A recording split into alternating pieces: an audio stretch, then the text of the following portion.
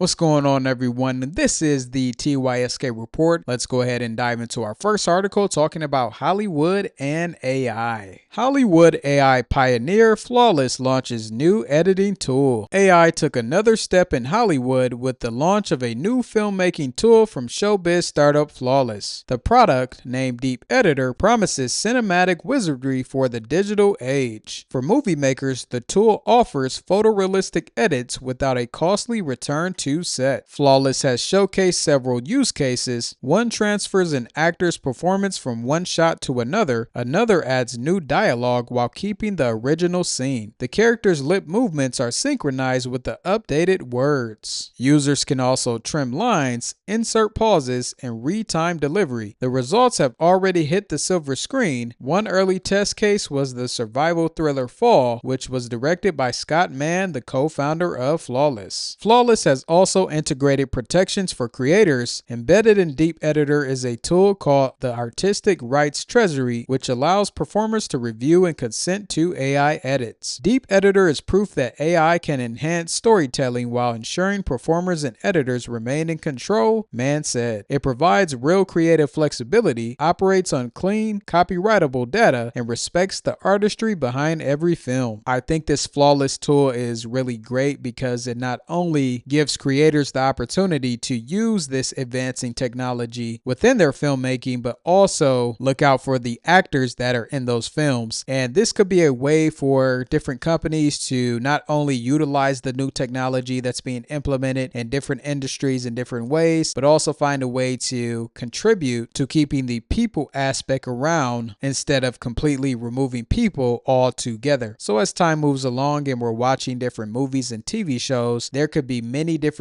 edits within those movies and TV shows that were done by AI, and it could become so good that we'll never find out that artificial intelligence was implemented. Todd Bowman has been appointed new Proto CEO. Spatial computing innovator Proto Incorporated has appointed Todd Bowman as its new CEO. This change comes at a pivotal moment for Proto following a record revenue year and successful launch of next generation hologram devices. The transition is a strategic move that could accelerate Proto's growth while maintaining the innovative spirit that has defined the company since inception. Proto specializes in hologram technology and AI spatial computing solutions. The company's product line includes the full-size Proto Llama, desktop-size M2, and a suite of AI tools designed for various industries. Proto's technology enables real-time holographic communication and presence, allowing people to interact across physical distances in ways previously confined to science fiction. The company's patented technology has revolutionized how organizations approach remote presence and digital interaction, making it possible to create lifelike holographic experiences that maintain the human element in digital communications. Proto's technology has found applications across multiple sectors, including healthcare, retail, enterprise, education, and sports. So I wanted to bring you this article related to this company because of the technology that it has, and even though this device is utilized in those different sectors that I talked about previously, I believe this is going to expand to the education space and also the social/dating world. Thinking about how many people want to have some type of companionship and have that person they could talk to, this device could be utilized to help fill that void, giving that guy or that girl the opportunity to connect with the person and talk to them as if they were standing right in front of them. Then on the education side, this would be great for students because this could be utilized as a digital version of a pen pal where different children and teenagers could talk to one another, but instead of writing down or typing out words, they would be able to connect and converse and talk to one another in real time. So we shall see what happens with Proto's technology and what other sectors are going to implement this technology, and if it does go to the education space or social/dating space, then you'll already know where you were given the heads up way in advance. Pen AI launches mobile app letting you make your own personalized private DeepSeek or Llama powered AI model on your phone. A new startup, Pen AI, has emerged from stealth to launch its first mobile app, which lets a user select an underlying open source AI model that runs directly on their smartphone and remains private and totally customized to their preferences. At the heart of Pen AI is a user-controlled controlled data bank, which enables individuals to store and manage their personal information while allowing developers access to anonymized multi-category insights ranging from shopping habits to investment strategies. This approach ensures that AI-powered services can benefit from the high-quality contextual data without compromising user privacy. And to give us a little bit more insight related to Pen AI, let's check out this video right here.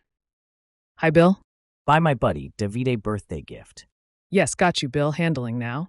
Bill's AI finds a message where Davide enjoyed the Lakers game and praised LeBron's shoes, then contacts David's AI for his shoe size. David's AI checks privacy settings, confirms Bill as a close friend, and shares the shoe size, 10. With this information, Bill's AI evaluates options and places a bid. After comparing different offers, Amazon emerges as the winner, ensuring the fastest delivery, which is promised to arrive by tomorrow morning. The agent finds the best product on Amazon for the user who just need to confirm the transaction. Finally, a ZK proof is generated for this order, which is verified by the PIN protocol. All right, so what do you think about Pen AI? I'm thinking that this would be a great opportunity for lots of people who want to have some type of privacy, but take advantage of the AI tools that are out there. And with many people having their phones with them all the time, each and every day, this would be the perfect mobile app for them to have. So if the Pen AI mobile app is something you want to explore, I will make sure to include the link in the description box of this mobile app so you can check it out. Kagi search engine adds a more private way to search. The paid search engine Kagi has added an even more private way to search. The new feature called Privacy Pass lets you make searches without having them traced back to you. Privacy Pass is based on an authentication protocol standardized by the Internet Engineering Task Force. It works by allowing users to authenticate themselves to servers like Kagi by generating tokens, which Kagi says are indistinguishable from a randomly generated